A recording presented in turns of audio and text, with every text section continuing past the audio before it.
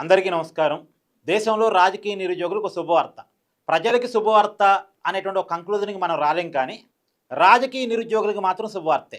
నాకు MLA ticket రాలేదు, నాకు పార్టీలో ఎంపీ టికెట్ ఇవ్వలేదు అని పార్టీల మీద, పార్టీల అధినేతల మీద అలకతో, అసంతృప్తితో ఉండేటువంటి బ్యాచ్, పదవుల కోసం పాకులాడేటువంటి బ్యాచ్‌కి నిజంగా ఒక శుభవార్తే.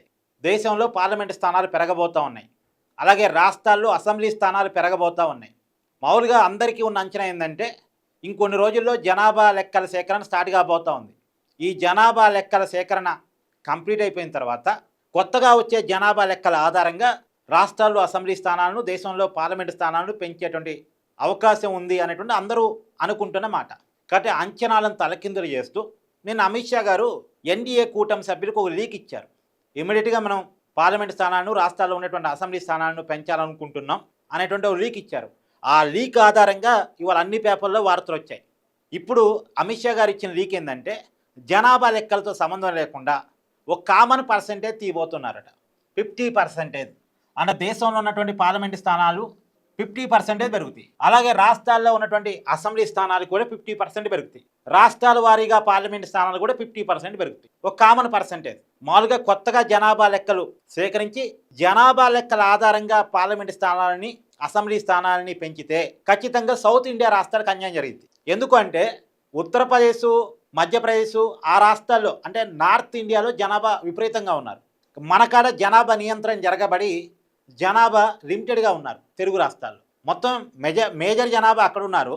కాబట్టి అక్కడే ఎక్కువ పార్లమెంట్ స్థానాలు పెరుగుతాయి, అక్కడే అసెంబ్లీ స్థానాలు పెరుగుతాయి. సరే, అసెంబ్లీ స్థానాలు పక్కన పెట్టేస్తే పార్లమెంట్ స్థానాలు పెరిగాయంటే సౌత్ ఇండియాతో సంబంధం లేకుండా నార్త్ ఇండియాలో మెజారిటీ వచ్చే పార్టీలు అక్కడ అధికారాన్ని చెలాయిస్తాయి దేశంలో.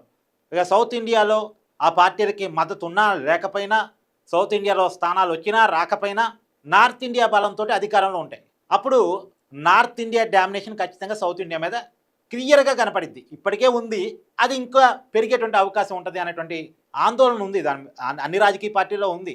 అందుకనే ఈ మధ్య చంద్రబాబు నాయుడు గారు పిల్లల్ని కనండి అని చెప్పేసి మొత్తుకుంటున్నారు.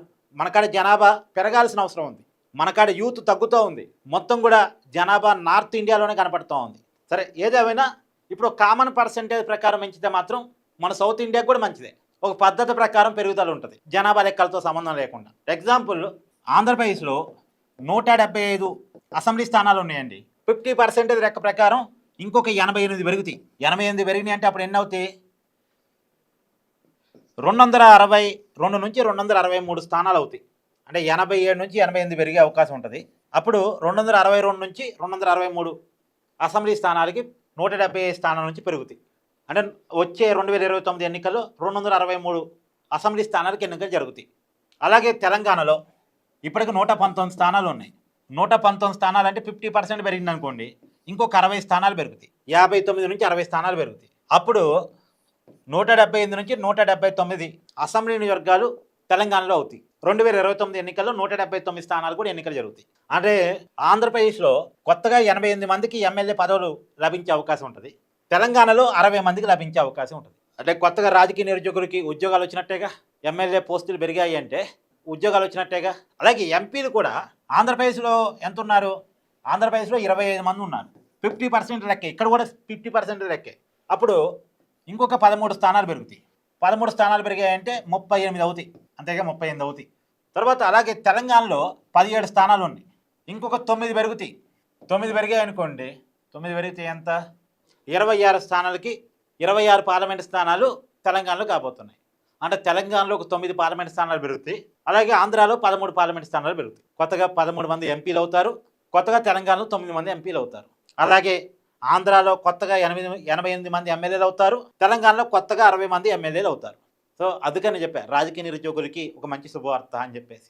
సో టికెట్ కోసం ఎవరు భయపడాల్సిన, బాధపడాల్సిన, అసంతృప్తిగా ఉండాల్సినటువంటి అవసరం ఇక లేదు. సో పార్టీలే పిలిచి ఇస్తాయి టికెట్స్. మంచి శుభవార్తే. నిజానికి మన తెలుగు రాష్ట్రాలకు సంబంధించి ఆంధ్రప్రదేశ్ పునర్విభజన చట్టం ప్రకారం కూడా అసెంబ్లీ స్థానాల పునర్విభజన జరగాల్సి ఉంది, కానీ చేయలే. మన ఆంధ్రప్రదేశ్ పునర్విభజన చట్టాన్ని కేంద్రం పక్కన పెట్టేసింది. మనకు ఎప్పుడో జరగాల్సి ఉంది, మనకు జనాభా లెక్కలతో సంబంధం లేకుండానే రాష్ట్ర విభజన చట్టం ప్రకారం ఖచ్చితంగా కూడా అసెంబ్లీ స్థానాలు తెలుగు రాష్ట్రాల్లో, తెలంగాణలో, ఆంధ్రాలో 2 చోట్ల కూడా పెరగాల్సి ఉండే. ఆంధ్రాలో ఇప్పటికే 225 స్థానాలు కావాల్సి ఉండే. తెలంగాణలో కూడా 133 స్థానాలకు ఏం పెరగాల్సి ఉండే, కానీ పెంచలే.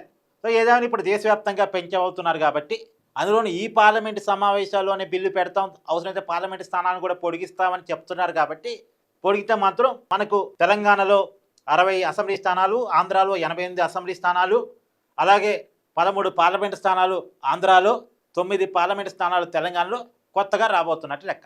మీ అభిప్రాయాన్ని కామెంట్ చేయండి. Thank you.